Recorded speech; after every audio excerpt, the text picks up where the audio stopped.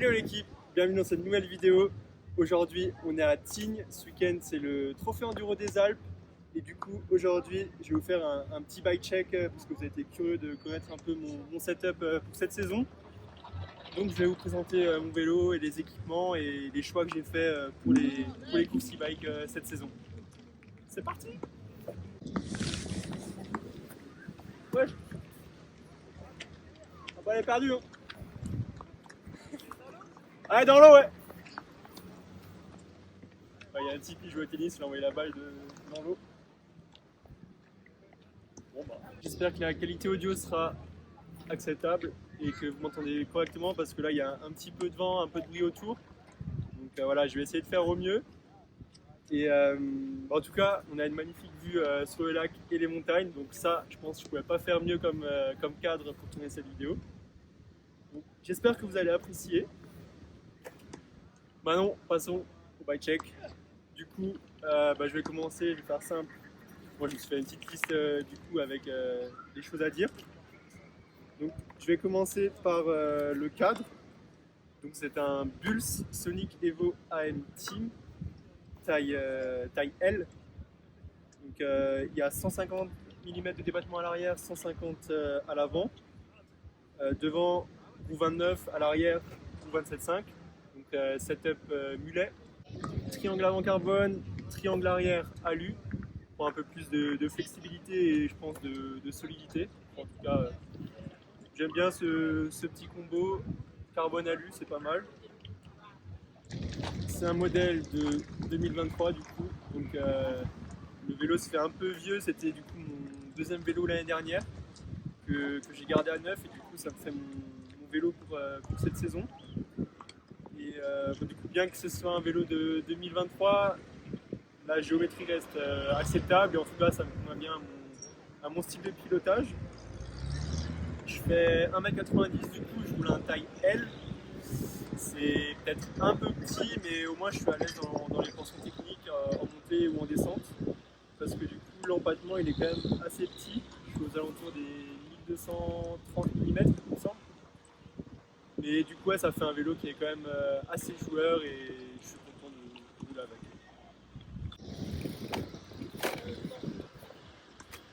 Donc vu que c'est un vélo e-bike, on va passer à une des choses les plus importantes du coup sur un e-bike, ce qui est du moteur. Donc c'est un Bosch CX Performance Line Race Gen 4 du coup. Donc c'est pas le nouveau là qui vient de sortir, c'est l'ancien. Du coup il développe encore 85 Newton de couple. 250 watts de puissance nominale. Après, si vous voulez plus de renseignements par rapport à ce moteur, vous pouvez aller sur le site Bosch. Ce sera, je pense, mieux expliqué que moi. Ensuite, ici, du coup, on a la batterie qui est amovible. Donc, elle se sort super facilement. Il faut juste que je retrouve la clé. Du coup, batterie amovible, super simple à changer. Tac, je décolle le porte-bidon, j'enlève le cache. Et du coup, après, là, avec la clé, je peux la sortir facilement. Donc là, dedans, j'ai une batterie en 625 watts. Du coup, grâce à une cale, là, ça me permet de descendre la batterie pour descendre le poids plus vers le boîtier de pédalier. Et du coup, libérer du poids sur la partie haute du cadre. Et du coup, ça me permet toujours de mettre une plus grosse batterie en 750 watts heure. Watt-heure ou watt, je sais plus, bref. En soi, je peux jouer entre une batterie de 625 et de 750. Et du coup, après, on met facilement le cache. Bam, bam, bam. Et bien sûr, ça marche pas. Si je ne remets pas la batterie.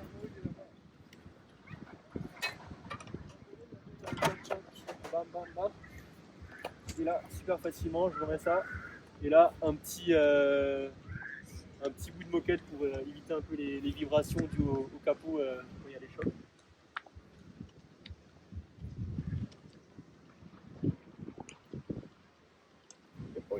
Et j'enlève la clé. Du coup, pour finir avec la partie moteur et assistance électrique, du coup, dans l'application Bosch, il y a moyen de personnaliser les modes d'assistance. Et du coup, pour vous donner un ordre d'idée, je roule quand même assez souvent du coup, avec le mode race, donc, qui est un peu plus nerveux et du coup, il y a Il y a aussi du coup ce qu'on appelle l'extended boost. Donc, en fait, ça veut dire que quand on met un coup de pédale, le vélo continue d'avancer pendant 2 mètres. Par exemple, voilà, je sais pas si vous pouvez le voir. Voilà, on va voir que le pédalier il continue à tourner. Ah, bien sûr, ça marche pas. Bref. Donc, extended boost, donc en mode race. Donc, c'est le mode que j'utilise le plus souvent. Et après, du coup, sur l'application, on peut gérer tout ce qui est paramètres d'assistance, de dynamique, etc. Donc là, en assistance, dans les paramètres, j'ai mis +5, donc en gros le maximum d'assistance qu'on peut avoir. Et après, sur les settings de la dynamique, j'ajuste plus ou moins moins 2 ou +2 du coup de dynamique en fonction des terrains et des sensations. Donc ça après, chacun est libre de ses choix sur ses paramètres et des fois ça va convenir ça dépend en fait de votre style de pilotage et de comment vous roulez. Et du coup, il faut faire pas mal de tests pour voir ce qui est le mieux pour vous. Maintenant, on peut passer aux suspensions du coup. Donc à l'avant, j'ai une fourche RockShox Zeb en 160 mm de débattement. Du coup, ça c'est la petite modif que j'ai fait sur le bike parce que de base c'est livré avec une Lyric en 150. Et bah, du coup j'ai mis une Zeb en 160 pour du coup un peu plus de rigidité. Et du coup en augmentant de 1 cm le débattement, ça affecte pas trop non plus toute la géométrie du vélo. Et il y a quand même du coup il n'y a pas trop de gap non plus entre l'avant et l'arrière en termes de débattement. Je pense que si je la monte en 170 ça va être vraiment bizarre à rouler. Après j'ai jamais essayé donc à voir. Pour ce qui est de la fourche, du coup, je roule avec un token dedans et 80 PSI. Donc voilà, après, des fois, j'ajuste un peu, je descends un peu la pression pour utiliser un peu plus de débattement. Et après, niveau kick de détente, compression, là, de tête, là, comme ça, je sais pas trop les settings. Mais je sais que la détente, elle est quand même assez rapide pour remonter la fourche et pas trop plonger quand je suis dans le raid quoi. Ensuite du coup au niveau de l'amorto c'est un RockShox Super Deluxe Ultimate. Donc là j'ai un ressort en 450. Donc du coup ça me permet d'avoir pas mal de sensibilité en début de course. Et bah, du coup d'assurer aussi dans le défoncé, d'avoir quand même assez de support dans le défoncé. Voilà. Je sais pas trop quoi dire d'autre sur les suspensions. Ensuite, on peut passer du coup au cockpit. Donc, j'ai un ensemble FSA pour ce qui est du coup potence et cintre. Donc FSA Gradient, c'est la déclinaison du coup Gravity des produits FSA. J'ai une potence en 50 mm de long. Un cintre, il me semble que je l'ai coupé à 77 cm et avec du coup 40 mm de rise. Donc j'ai quand même le poste de pilotage assez haut. Là j'ai quoi? J'ai 2 cm en dessous de la potence, plus encore du coup 4 cm de rise. Donc ça me lève quand même bien l'avant. Ensuite du coup pour tout ce qui est poignée, donc je roule les poignées de chez Ergon, les JDH Team. C'est le Compound Soft. Donc la dureté là, de la poignée, donc elle est quand même assez molle. Donc ça c'est des poignées que vous pouvez retrouver dans le commerce directement sur le site Ergon. Je les trouve vraiment bien.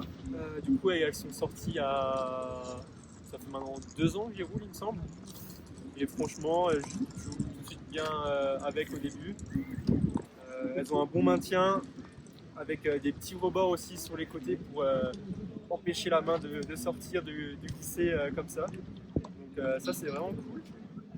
Et en plus de ça, du coup, il y a des petites graduations qui vous permettent du coup d'ajuster la poignée comme vous le sentez quoi, et faire des petits ajustements. Ensuite, niveau du freinage, je roule les TRP, DHR, Evo. C'est ça, DHR, Evo. Franchement, je pense que c'est les meilleurs freins que j'ai les meilleurs freins que j'ai roulés. Ils sont super puissants et du coup, je pense que pour un vélo, pour un e-bike, c'est vraiment le top pour du coup, stopper le vélo sur les gros freinages. Ils sont vraiment puissants et ils répondent dès qu'on appuie dessus, quoi.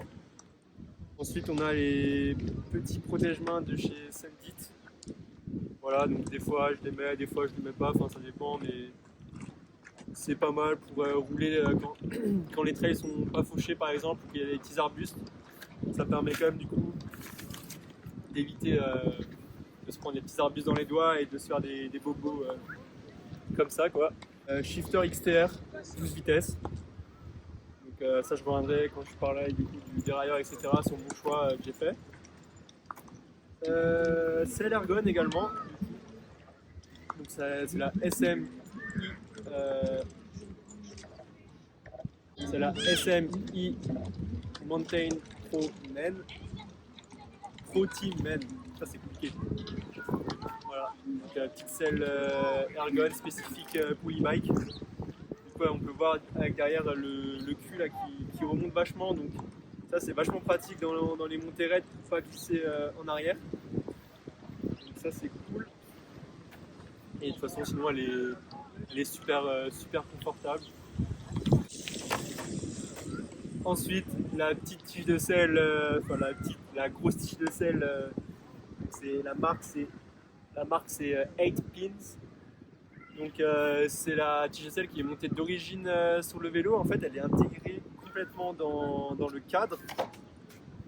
Et en fait, du coup, au début, il y a moyen de jouer avec les molettes. Et en fait, l'ajustement se fait comme ça, en fait. Donc vous l'ajustez à votre taille. Et ensuite, vous bloquez du coup la molette.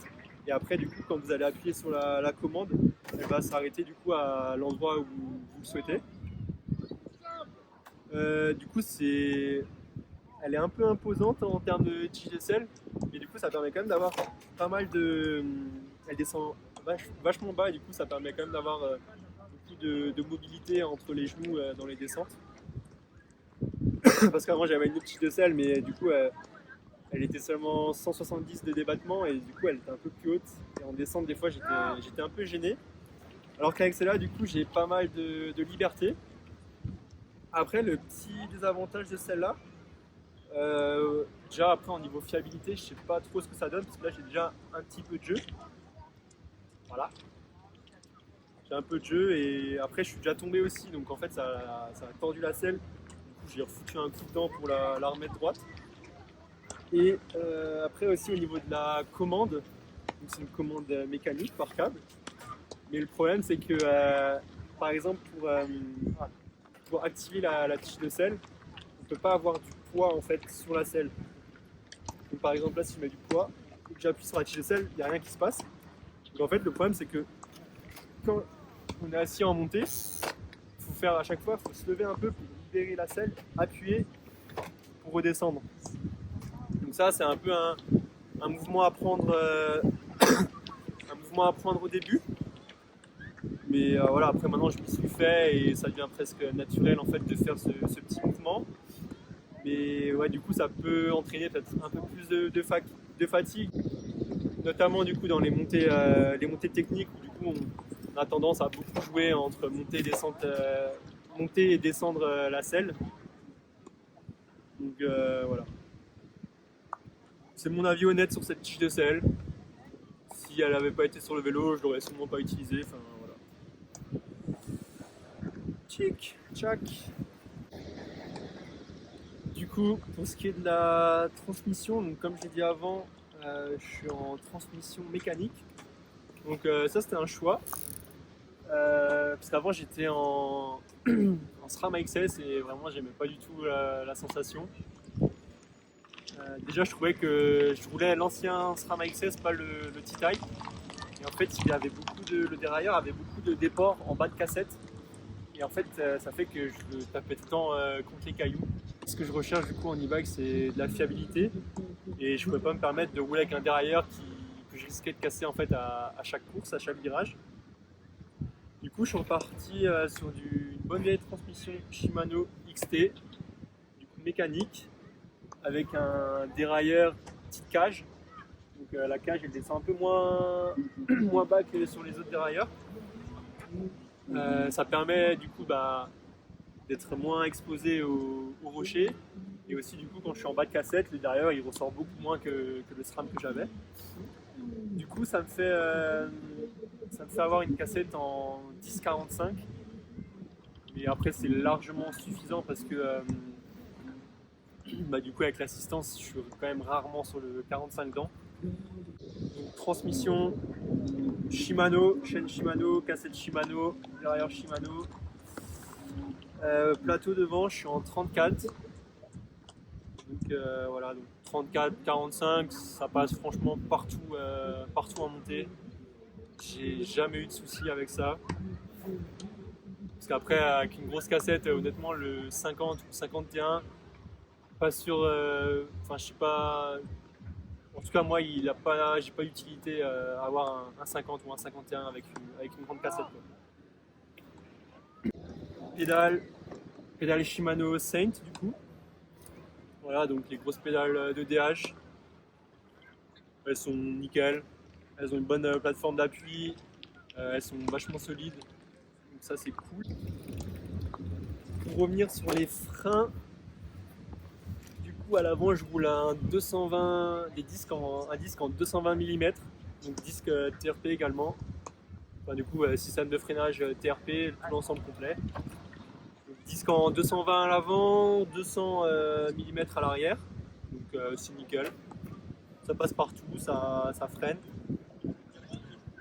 Ensuite, du coup, pour ce qui est des roues, je roule des roues DT Suisse, donc avant-arrière, donc des DT Suisse alu. Donc là, ça c'est mes roues, on va dire d'entraînement, c'est des HX 1700. Mais sinon, je roule les EX 1700. Donc en fait, les HX c'est juste le modèle spécifique e-bike. Donc le moyeu il est un peu plus gros, donc il est peut-être un peu plus solide. Mais honnêtement, avec les EX, j'ai jamais eu aucun souci. J'avais eu aucun souci. C'est, je pense, les roues les plus solides parce que ça fait 3-4 ans que je roule ces roues et j'ai jamais eu de souci avec l'e-bike. J'ai peut-être plié une paire, mais franchement, j'ai plié peut-être une roue arrière. Mais franchement, pour arriver là, faut quand même y aller quoi. Du coup, roue d'été EX ou HX 1700, 30 mm de largeur. Je roule tout le temps avec un clutch-core à l'arrière.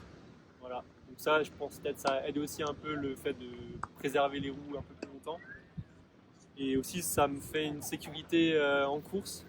Parce que du coup, comme j'ai dit avant, je recherche vraiment de la fiabilité et j'ai pas envie d'exploser une roue ou de crever pendant une course. Donc pour le moment, je touche du bois. J'ai pas encore eu trop de soucis comme ça, mais voilà. Donc clutch-core à l'arrière, à l'avant, j'ai rien du tout.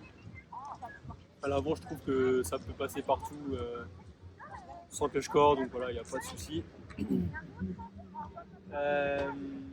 Niveau des pneumatiques, du coup, cette année, je roule pour Maxxis, donc avec le support de Tribe. Voilà, donc là, j'ai le setup assez gay à l'avant, Mignon DHR2 à l'arrière. Donc ça, par contre, pour les pneus, pareil, je prends pas de risque. Carcasse DH. Donc voilà, on a un e-bike, on va pas chercher les grammes non plus. On va pas chercher les grammes. J'ai pas dit avant du coup, mais le poids du vélo, je suis presque à 26 kg en mode course. Donc 26 kg avec la petite batterie, les gros pneus DH et les cache-corps, etc. Donc ouais, 25, 6, 25, 7 il me semble. Donc ouais, c'est quand même assez lourd, mais voilà, après, c'est un e-bike, forcément, c'est un peu plus lourd qu'un vélo normal. Et maintenant, avec l'habitude, j'arrive à l'exploiter correctement en descente ou en montée.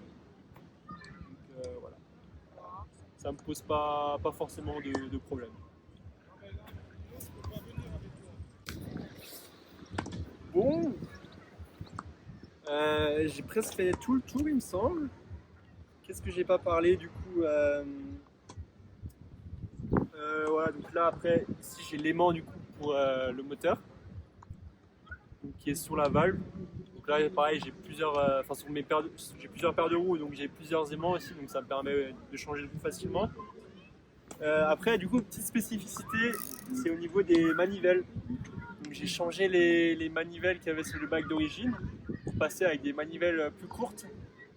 Donc là j'ai des manivelles en 152 mm, donc elles sont vraiment petites. Je sais pas ce que c'est la marque, c'est des manivelles chinoises que j'ai achetées sur Amazon à 37 balles. Si vous voulez, je vous mets le lien dans la description. Franchement, ça fait le taf.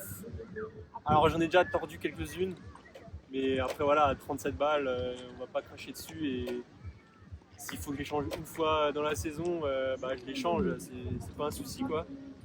Mais non, sinon elles sont quand même plutôt solides. Et quand je les ai tordues, j'ai vraiment tapé comme un gros cochon. Donc voilà. Après, bon ça c'est pas un point fort, mais en fait j'ai plus de cache moteur en dessous, ça je l'ai perdu. Donc voilà. Au moins le moteur il est aéré, il va pas surchauffer, donc j'aurai pas de souci moteur. Et sinon, bah après là j'ai la petite pompe qui est accrochée au porte-bidon. Donc ça sert toujours, c'est toujours cool. Et bah ouais après là sinon ça je vais pas parler non plus du petit garde-boue à l'avant du coup, c'est un mud hugger. Donc qui est fixé du coup directement avec des vis sur la fourche. Donc voilà, je le laisse tout le temps sur le vélo parce que c'est trop pratique en fait. Il empêche bien les projections et même en conditions sèches, je le laisse en fait comme ça. Je me fais pas chier à l'enlever à chaque fois quoi. Je crois que j'ai tout dit. J'espère que ce petit bike check vous a plu. Si vous avez des questions, n'hésitez pas. Bah, je répondrai du coup dans les commentaires. Si j'ai oublié un truc ou si vous voulez plus de détails sur certains produits, n'hésitez pas. Et on se voit bientôt du coup pour une prochaine vidéo. Ciao!